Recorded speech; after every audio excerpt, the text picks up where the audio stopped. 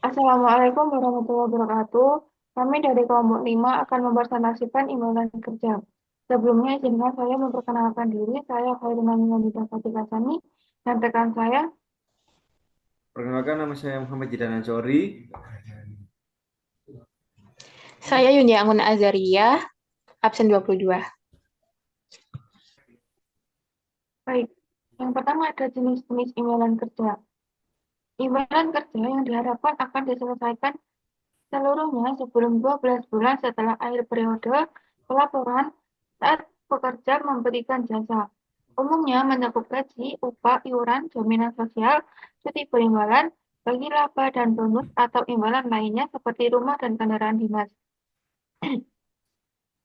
Perilaku akuntansi, yaitu imbalan kerja tidak memerlukan perhitungan aktuaria bersifat jangka pendek sehingga tidak didiskontokan seluruh nilai imbalan yang menjadi hak karyawan diakui sebagai beban, kecuali imbalan masuk ke dalam biaya produksi, persediaan atau peralaan aset tetap. Maka harus dikapitalisasi sesuai ketentuan PSAK 14 dan PSAK 16. Jika terdapat imbalan yang terutang, maka akan diakui sebagai liabilitas. Perilaku akuntansi khusus diterapkan pada cuti perimbalan dan bagi laba dan bonus. Prinsipnya adalah perusahaan harus mengakui beban sebesar perkiraan. Yang pertama ada imbalan yang akan diterima pada saat pekerja memberikan jasa yang menambah hak curi perimbalan di masa depan jika cuti boleh diakumulasi. Kemudian yang kedua, imbalan yang diterima pada saat cuti terjadi jika tidak boleh diakumulasi. Kemudian ada contoh cuti perimbalan. Itu ada PT Hari Tua memiliki 20 karyawan di mana setiap karyawan berhak atas 6 hari cuti perimbalan dalam 1 tahun. Setiap karyawan yang cuti akan mendapatkan imbalan sebesar 5 juta per hari, 500 ribu per hari. Pada tahun 2015, 15 karyawan sudah mengambil penuh hak cuti perimbalan, sedangkan 5 karyawan baru mengambil 4 hari. Jika cuti perimbalan tersebut tidak dapat diakumulasikan, maka pada tahun 2015, PT Hari Tua akan mengakui beban sebesar 55 juta, yaitu 15 karyawan dikalikan 6 hari, yaitu sama dengan 90 hari. Dan 5 karyawan dikalikan dengan 4 hari, yaitu sama dengan 20 hari. Jadi jumlah harinya ada 110. Kemudian dikalikan dengan 500 ribu, jadi totalnya adalah 55 juta. Dan untuk jurnalnya yaitu adalah beban imbalan kerja cuti perimbalan pada kas sebesar 55 juta.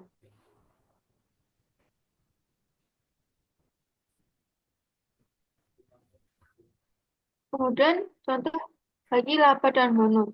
PT Hari Tua memiliki kebiasaan untuk membagi bonus pada karyawan tiap bulan.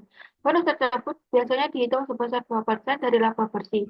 Bonus atas sesuatu tahun ditetapkan pada Rapat Umum Pemegang Saham atau RUPS dalam jangka pengesahan laporan keuangan tahun tersebut. RUPS biasanya dilakukan 4 bulan setelah tanggal pelaporan, yaitu bulan April tahun berikutnya. Perkiraan laba bersih tahun 2015 adalah 100 miliar. Kebiasaan PT Hari Tua membagi bonus tiap tahun menyebabkan adanya kewajiban konstruktif dan nilai bonus dapat diestimasikan sehingga pada tahun 2015 PT Hari Tua mengakui beban dan liabilitas sebesar 2 miliar. Itu dari 2% dikalikan dengan 100 miliar. Itu jurnalnya adalah beban imbalan kerja pada beban yang masih harus dibayarkan sebesar 2 miliar.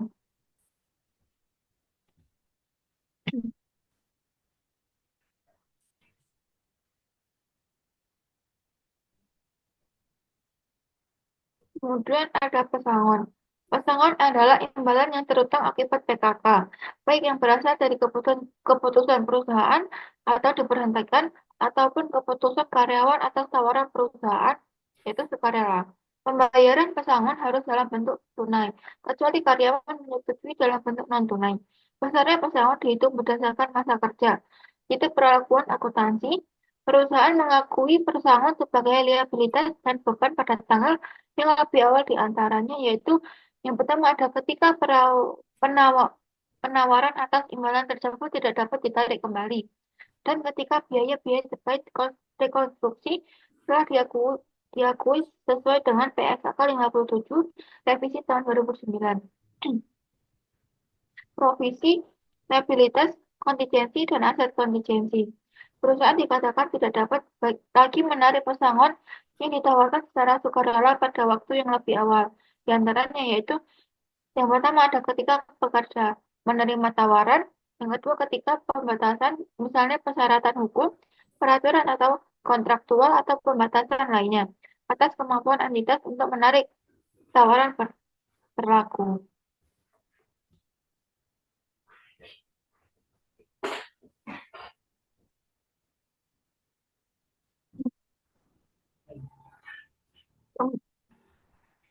Kemudian ada contoh pesangon. Pada pertengahan tahun 2015, PT Hari Tua memutuskan melakukan pemutusan kontrak kerja PKK atas 10 orang karyawannya dengan jumlah pesangon keseluruhan senilai 500 juta. Dan itu, PT Hari Tua juga menawarkan kepada 5 karyawan hanya untuk berhenti secara sukarela. Setiap karyawan menerima secara sukarela akan mendapatkan pesangon masing-masing 60 juta. PKK direncanakan efektif dilakukan awal tahun 2016. Jika seandainya PT Hari Tua tidak mungkin lagi membatalkan penawaran PKK tersebut, maka pada akhir tahun 2015, PT Hari Tua harus mengakui beban walaupun pembayaran pesangon belum direalisasi. Untuk PKK secara sukarela, PT Hari Tua mengestimasi 2 dari 5 karyawan akan menerima tawaran PKK. Jumlah beban yang harus diakui PT Hari Tua tahun 2015 adalah itu pesangon 10 karyawan yang diberhentikan yaitu sebesar 500 juta, pesangon 2 karyawan yang berhenti sukarela, dan setiap karyawannya menerima pesangon 60 juta yaitu sebesar 120 juta, dan jumlah total pesangonnya adalah 620 juta. Untuk jurnalnya yaitu ada beban imbalan kerja pada provisi sebesar 620 juta.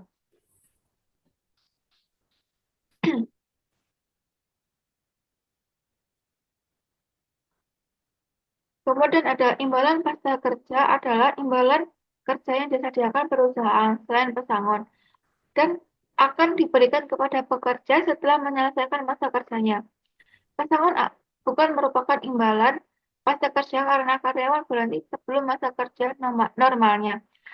Karakteristiknya adalah program imbalan pasca kerja terdiri atas 2 jenis, yaitu program iuran pasti, yaitu pemberi kerja membayar iuran sebesar jumlah yang sudah ditetapkan kepada dana pensiun.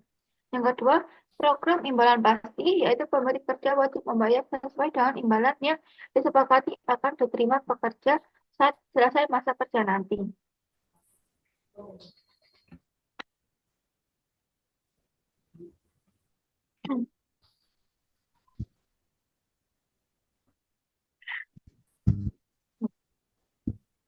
Selanjutnya, imbalan pasca kerja.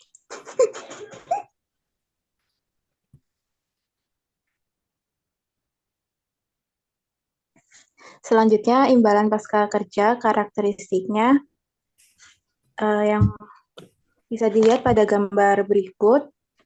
Dapat dilihat bahwa dalam program pasca kerja melibatkan 3 pihak, yaitu pemberi kerja, dana pensiun, dan pekerja pensiunan. Pemberi kerja membayar iuran ke dana pensiun secara berkala, yang kemudian dana tersebut diinvestasikan oleh dana pensiun agar terus berkembang. Pada saat pekerja memasuki masa pensiun, maka dana pensiun akan membayarkan imbalan kepada pensiunan bergantung jenis programnya. Perlu diingat bahwa pembayaran dana pensiun ke pensiunan bukan dilakukan oleh pemberi kerja terlepas apapun jenis programnya.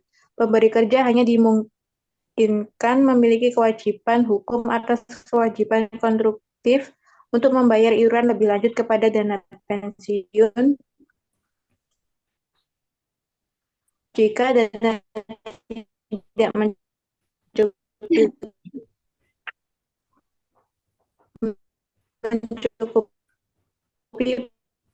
pada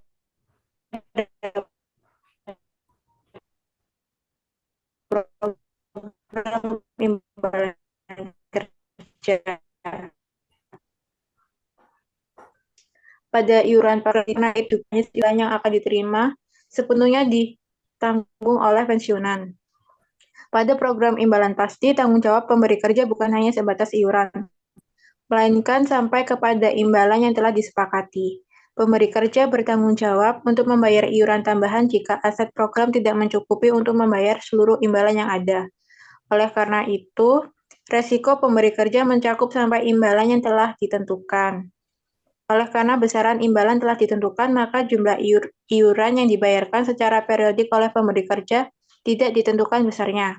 Bergantungnya pada ketersediaan dana pada aset program di dana pensiun untuk memenuhi pembayaran imbalan. Pelakuan akuntansi atas kedua program imbalan ini akan dijelaskan pada slide berikutnya. Next.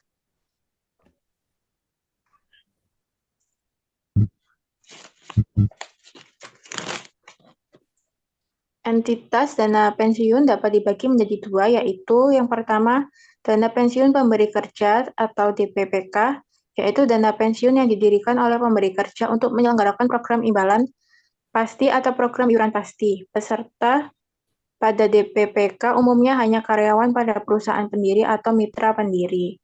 Yang kedua, dana pensiun lembaga keuangan atau DPLK, yaitu dana pensiun yang dibentuk oleh bank atau perusahaan asuransi jiwa untuk menyelenggarakan program pensiun iuran pasti bagi perorangan, baik karyawan maupun pekerja mandiri. Peserta pada DPLK terdiri dari karyawan dari berbagai perusahaan multi pemberi kerja ataupun perorangan.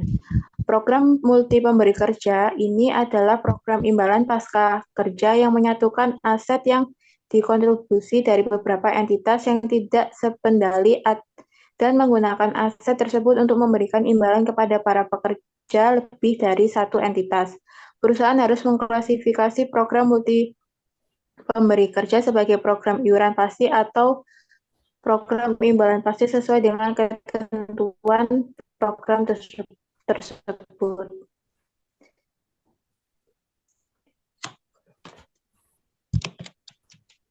Selanjutnya, imbalan kerja jangka panjang lainnya adalah imbalan kerja yang jatuh tempo lebih dari 12 bulan setelah akhir periode pelaporan saat pekerja memberikan jasanya. Imbalan ini dapat meliputi cuti berimbalan jangka panjang dan imbalan cacat permanen serta bonus dan kompensasi lainnya yang dibayarkan jangka panjang lainnya dibayar kepada pekerja selagi masih bekerja. Perilaku akuntansinya untuk imbalan kerja jangka panjang lainnya, perusahaan menghitung total nilai neto dari jumlah berikut. Yang pertama biaya jasa, yang kedua biaya bunga neto atas liabilitas aset imbalan pasti neto, yang ketiga pengukuran kembali dari liabilitas aset imbalan pasti neto. Nilai neto tersebut diakui di dalam laba rugi, kecuali jika terdapat SAK lain yang mensyaratkan atau mengizinkan jumlah tersebut termasuk dalam biaya perolehan aset.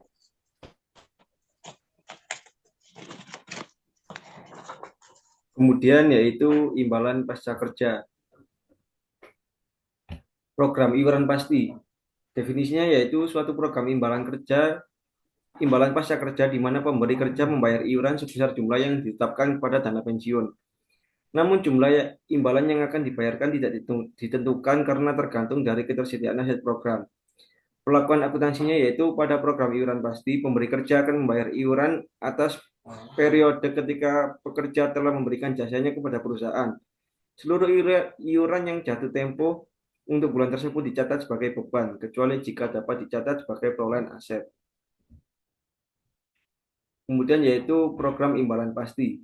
Definisinya yaitu suatu program imbalan pasca kerja di mana pemberi kerja wajib membayar sesuai dengan imbalan yang disepakati bagi pekerja saat selesai masa kerja nanti. Pelakuan akuntansinya yaitu akuntansi untuk program imbalan pasti lebih kompleks karena membutuhkan adanya asumsi aktuaria untuk mengukur liabilitas dan beban yang harus diakui, serta kemungkinan menimbulkan keuntungan dan kerugian aktuarial. Kemudian yaitu kewajiban imbalan pasti. Kewajiban imbalan pasti merupakan imbalan yang akan dibayarkan di masa depan atas jasa pekerja periode berjalan dan periode-periode lalu. Kewajiban masa depan tersebut diukur pada tanggal pelaporan sebesar nilai kini atau present value menggunakan tingkat diskonto. Yang selanjutnya disebut dengan nilai kini kewajiban imbalan pasti atau NKKIP. Kemudian yaitu faktor-faktor yang mempengaruhi nilai kini kewajiban imbalan ada tiga, antara lain yaitu yang pertama biaya jasa, yang kedua biaya bunga, yang ketiga yaitu pengukuran kembali atau remeasurement.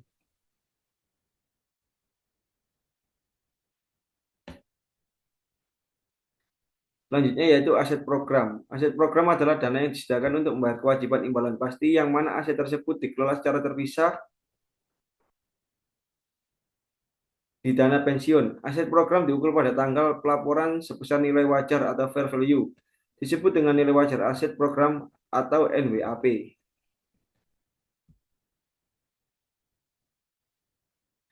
Faktor-faktor yang mempengaruhi nilai wajar aset program ada tiga, antara lain yaitu yang pertama pendapatan bunga, yang kedua yaitu iuran atau penarikan, yang ketiga pengukuran kembali atau remeasurement.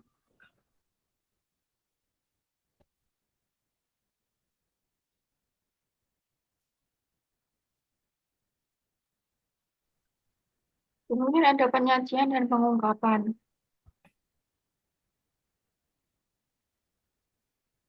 Penyajian adalah proses menata dan menyusun informasi keuangan ke dalam bentuk keuangan formal sesuai dengan standar akuntansi yang berlaku. Yang pertama ada saling hapus. Pada perusahaan tertentu memiliki lebih dari satu program imbalan pasti, maka aset penuh sesuai program dapat saling dihapuskan dengan liabilitas pada program lain jika perusahaan memiliki hak secara hukum untuk menggunakan surplus suatu program untuk menutupi kewajiban pada program lain. Yang kedua ada klasifikasi aset dan liabilitas. Aset atau liabilitas yang timbul pada program imbalan pasti tidak diatur penyajiannya apakah masuk ke aset lancar atau tidak lancar. Liabilitas jangka pendek atau jangka panjang, namun karena sifat program yang jangka panjang, sebagian besar perusahaan mengklasifikasikan sebagai tidak lancar atau jangka panjang. Selanjutnya ada penyajian. Itu komponen keuangan dari beban imbalan pasti. Beban pada program imbalan pasti terdiri atas berbagai komponen biaya seperti biaya jasa kini, biaya bunga, dan bahkan pendapatan dari hasil investasi aset program. Kemudian ada pengungkapan. Perusahaan harus mengungkapkan informasi yang memungkinkan pengguna laporan keuangan untuk mengevaluasi sifat program imbalan pasti dan dampak keuangan atas perubahan program selama periode tersebut. Hal tersebut diantaranya mencakup yang pertama ada gambaran umum program, yang kedua ada kebijakan akuntansi terkait pengakuan keuntungan dan kerugian aktuarial. Yang ketiga, ada rekonsiliasi nilai awal dan akhir atas saldo NKKIP dan NWAP, dan lain-lain. Dan itu pengungkapan yang disyaratkan oleh PSAK 24 revisi tahun 2013 juga disyaratkan pengungkapan berdasarkan PSAK 7 revisi 2009, yaitu mengungkapkan informasi mengenai transaksi pihak-pihak relasi dengan program imbalan pasca kerja dan imbalan pasca kerja untuk personil manajemen kunci.